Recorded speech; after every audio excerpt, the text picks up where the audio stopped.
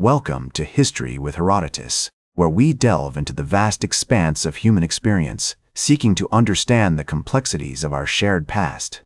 Today, we embark on a journey to the scorching deserts of Sudan to explore one of the most pivotal battles in modern history, the Battle of Omdurman, fought in 1898. This epic clash of empires, ideologies, and armies will transport us to an era of colonialism, imperialism, and the quest for dominance. In the mid-19th century, the Sudan, a vast and fertile region in northeastern Africa, was a prized possession of the Egyptian Khedivate, itself under the suzerainty of the Ottoman Empire. However, the Sudan's strategic location, bridging the Nile River and the Red Sea, made it an attractive target for European powers seeking to expand their colonial empires. The British, in particular, had long been interested in the Sudan, driven by a desire to secure the source of the Nile, protect their Indian empire, and expand their influence in Africa. Meanwhile, the Mahdist state, a revolutionary Islamic movement led by Muhammad Ahmad, known as the Mahdi, had risen to power in the Sudan, fueled by resistance to Egyptian and Ottoman rule. The Mahdi's message of jihad and liberation resonated deeply with the Sudanese people, who saw him as a messianic figure destined to drive out foreign occupiers. In 1881, the Mahdist uprising began, marked by a series of stunning victories against Egyptian forces. The British, who had recently occupied Egypt, grew increasingly concerned about the stability of the region and the potential threat posed by the Mahdist state. In 1883, the British government dispatched General Charles George Gordon to Khartoum, the Sudanese capital, to evacuate Egyptian troops and civilians. However, Gordon's mission ended in disaster as he became besieged by Mahdist forces and was ultimately killed in 1885. The fall of Khartoum sent shockwaves throughout Europe, and the British public clamored for revenge against the Mahdists. In the years that followed, the British continued to consolidate their power in Egypt, while the Mahdists solidified their control over the Sudan. In 1896, the British government, now under the leadership of Prime Minister Robert Cecil, decided to launch a campaign to conquer the Sudan and defeat the Mahdist state once and for all. A formidable army, led by General Herbert Kitchener, was assembled, comprising British, Egyptian, and Sudanese troops. The British forces were equipped with the latest military technology, including machine guns, artillery, and railroads, which would play a decisive role in the upcoming battle. As the British Army began its advance into the Sudan, the Mahdist forces, now led by Abdullah al-Ta'ashi, the Khalifa, prepared to defend their territory against the invading forces. The battle that would soon unfold would be a testament to the bravery, cunning, and determination of both sides, and would forever change the course of history in the Sudan and beyond. The British Army, with its modern weaponry and disciplined troops, marched steadily towards Omdurman, the Mahdist capital, located on the outskirts of Khartoum. The Mahdist forces, driven by their fervent faith and desire for independence, prepared to launch a series of fierce attacks against the British invaders. As the two armies drew closer, the air was electric with tension, and the fate of the Sudan hung precariously in the balance. As the British Army approached Omdurman on September 1, 1898, the Mahdist forces, estimated to be around 50,000 strong, emerged from the city, arrayed in a vast semicircle, their banners and flags fluttering in the desert breeze. The British, with their modern rifles and machine guns, formed a tight, defensive perimeter, anchored on the Nile River to their left and a series of rocky outcrops to their right. General Kitchener, observing the Mahdist deployment, noted that the enemy lines seemed to stretch on forever, a sea of white as far as the eye could see.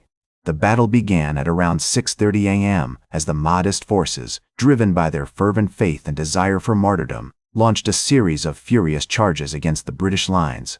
The British troops, trained in the discipline of firepower, held their ground, unleashing devastating volleys of rifle fire that cut down the Mahdist warriors in droves. The sound of gunfire echoed across the desert, punctuated by the screams of the wounded and the dying, as the Mahdists continued to press their attack, undaunted by the withering fire. One of the most significant events of the battle occurred on the British right flank, where a large force of Mahdist cavalry, estimated to be around 15,000 strong, attempted to outflank the British lines. The British, anticipating this move, had deployed a series of machine gun emplacements which poured a withering stream of fire into the advancing horsemen, cutting them down in their tracks. As the Mahdist cavalry retreated in disarray, the British infantry advanced, pushing forward with bayonets fixed to occupy the high ground to their front. Meanwhile, on the British left flank, a smaller force of Mahdist warriors, armed with spears and swords, attempted to attack the British gunboats anchored on the Nile.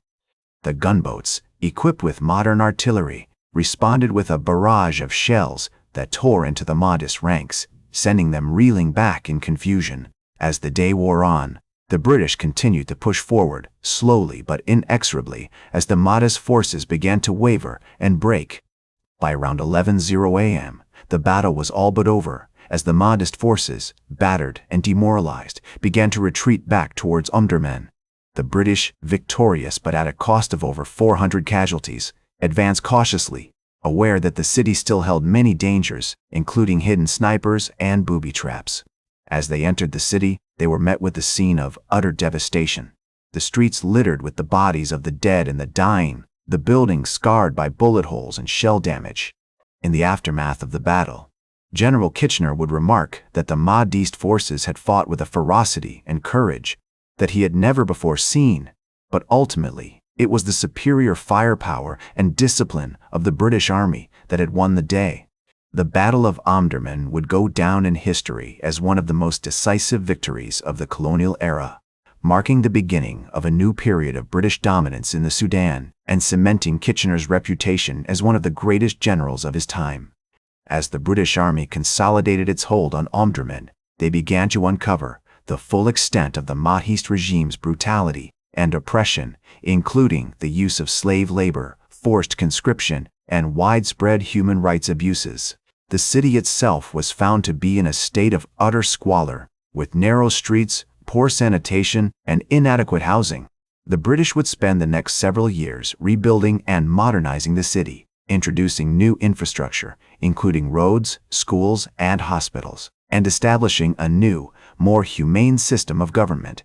As the British Army consolidated its hold on Omdurman, they began to uncover the full extent of the Mahdist regime's brutality and oppression, including the use of slave labor, forced conscription, and widespread human rights abuses. The city itself was found to be in a state of utter squalor, with narrow streets, poor sanitation, and inadequate housing. The British would spend the next several years rebuilding and modernizing the city, introducing new infrastructure, including roads, schools, and hospitals, and establishing a new, more humane system of government. One of the most significant consequences of the Battle of Omdurman was the establishment of the Anglo-Egyptian condominium, which would govern the Sudan for the next several decades. This arrangement, which gave both Britain and Egypt a degree of control over the territory, would have far-reaching implications for the region's politics, economy, and culture. As Winston Churchill, who had witnessed the battle firsthand as a young officer, later observed, "The Battle of Omdurman was a milestone in the history of the Sudan, marking the end of one era and the beginning of another." In the years that followed, the Sudan would undergo significant transformation as the British worked to modernize the country's infrastructure, economy, and institutions. The city of Khartoum, which had been largely destroyed during the battle, was rebuilt and expanded, becoming a major center of commerce and trade in the region. The Sudanese people, who had suffered greatly under the Mahdist regime, would begin to experience a degree of peace and stability that they had not known for generations. Today, the Battle of Omdurman is remembered as a pivotal moment in the history of the Sudan and the British Empire. It marked the beginning of a new era of colonial rule in the region, which would have far-reaching consequences for the people and cultures of the Sudan. The battle itself is commemorated by a museum in Omdurman, which houses artifacts and exhibits related to the conflict, including weapons, uniforms, and personal effects of the soldiers who fought on both sides. The battle marked a turning point in the history of colonialism, as European powers began to assert their dominance over regions and cultures around the world. It also highlights the complex and often fraught relationship between Western powers and the countries and peoples they colonized, a relationship that continues to shape global politics and culture today. The legacy of the Battle of Omdurman can be seen in the modern-day Sudan, which continues to grapple with the consequences of colonialism and the challenges of building a stable and prosperous nation. The battle also serves as a reminder of the importance of understanding and respecting the cultures and histories of other nations and peoples, and of the need for humility and empathy in our interactions with the world around us. That's all for today's History with Herodotus. Remember to like, share, and subscribe, and until next time, remember that, to understand the present, we must first understand the past.